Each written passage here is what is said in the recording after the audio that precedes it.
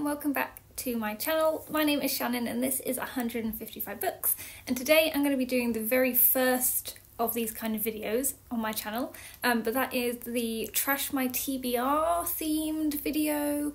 I thought I haven't really been interested in doing this before, however, because I've actually been very good recently at unhauling some books from my to be read shelf and actually reading a lot of the books that have been there for maybe quite a while, or reaching more for the ones that I've only just bought.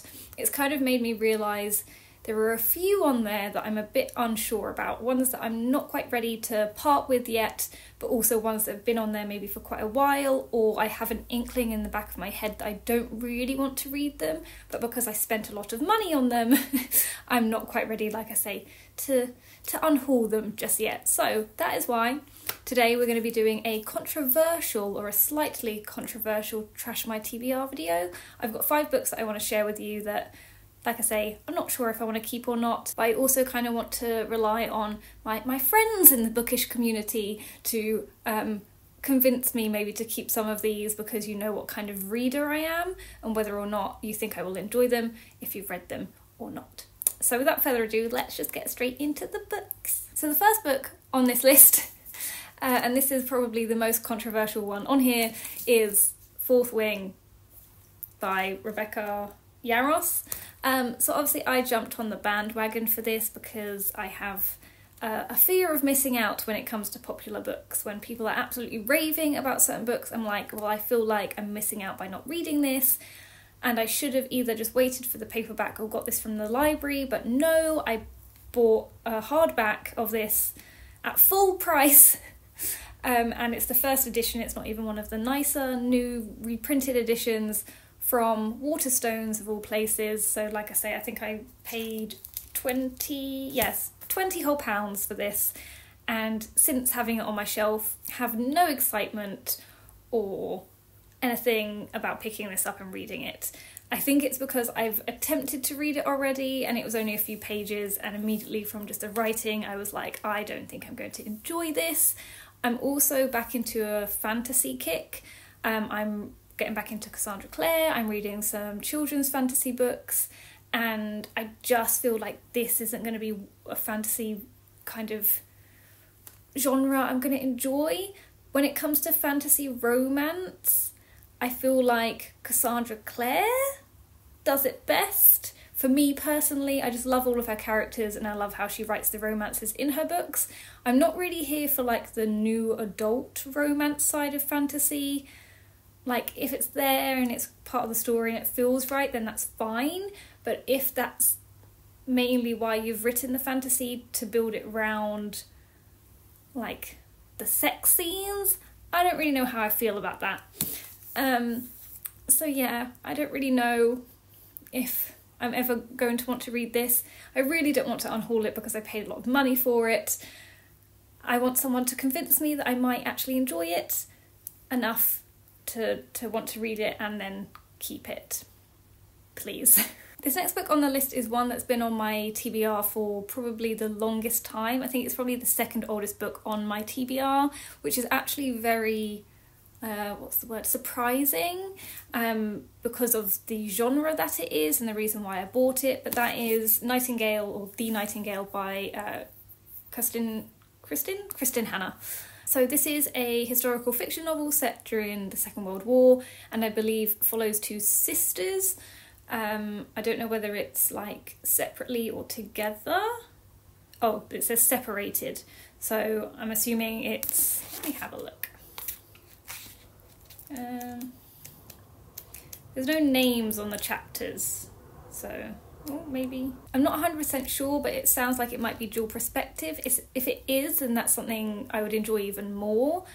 But again, I don't know why, but the thought of picking this up, it's just never really excited me. I've never had a moment where, especially if it was like a historical fiction book that I wanted to pick up, I haven't really reached for this one. I think it's because years prior to this even being released, I read a Kristin Hannah book and it was very meh.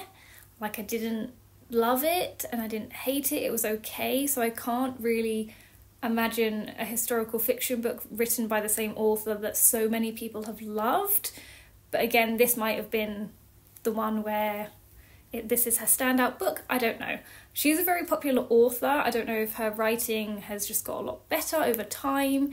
I have enjoyed TV adaptations of some of her books, mainly the big one on Netflix, the Firefly Lane. I really enjoyed that, and again the characters in that, so again maybe I will enjoy this, but again I've just never reached for it and I don't know why, so I need someone to convince me that I will really enjoy this, so that hopefully I can pick it up soon and finally get to it, because it's been on my TBR for a ridiculous amount of time. So there's definitely a theme with some of these books, the main theme being that they've been on my to be read shelf for ages. This next one again is probably the third longest one on my TBR, and again I've never reached for it, but there is a reason for that, and it is its size and the fact that it is a modern classic, or classic depending on where you draw the line, but that is East of Eden by John Steinbeck, and it's one of these small books, so the font is tiny and the chapters look quite long, and I feel like John Steinbeck's writing isn't one that I think will read particularly quickly. However, I do think I would really enjoy this when I do get round to reading it. A lot of people whose book tastes are the same as mine have really enjoyed this, given it 5 stars. I do believe it's like a family epic, a generational... Yes, so it says, over the generations between the beginning of the 20th century and the end of the First World War, the Trusks and the Hamiltons will helplessly replay the fall of Adam and Eve and the murderous rivalry of Cain and Abel. So that sounds very interesting, just from reading the blurb. I didn't know that. I didn't realise it was 2 families and a sort of like a love rivalry situation.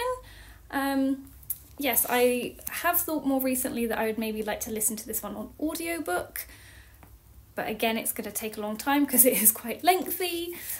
So all in all, again, I think it's a time thing, whether I want to invest my time into reading or listening to this, and whether it's going to be enjoyable for me or not. But I feel like out of all of the 5 I've picked, this is the one I'm more likely to keep and actually read. This next book is actually one that I bought specifically to read for a certain challenge, for a certain read-along that of course I never got round to reading. And again, it has been on my TBR since then. I think it was during lockdown, like when we first got locked down in, was it March 2021? So again, been on my TBR a long time, have not reached for it since, but it's another classic that I think I might enjoy, but I'm not sure. Haven't heard a lot of people talk about it or recommend it, but that is The Alchemist by Paulo Coelho, I believe.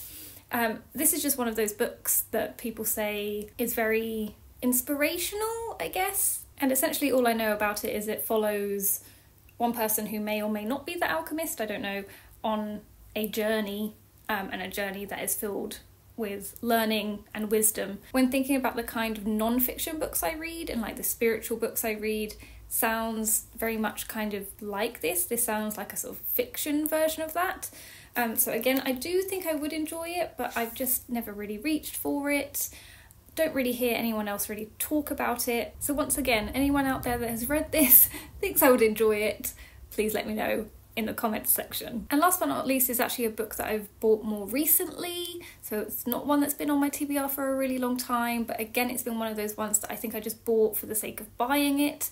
I was in Oxford with Charlotte from Queenie Reads, and we went into Pulp Fiction, which is the coffee shop in the market where you can purchase a book and get a free coffee. So obviously I purchased a book for the sake of a free coffee, because when you're offered something free and buying books is part of the process, you just do it.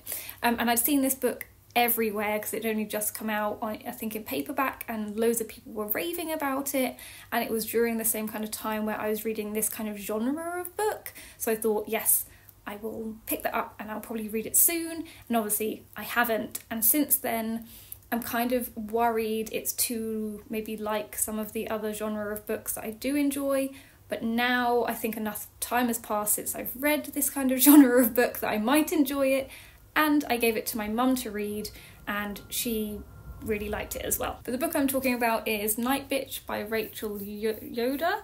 So again, this is of the kind of mad woman genre. And again, I don't know anything about it because I think I've heard it's much better going in completely blind, which is what my mum did. She was unsure when she saw the title and the cover, but like I said, she read it and was like, it was weird, but definitely worth a read.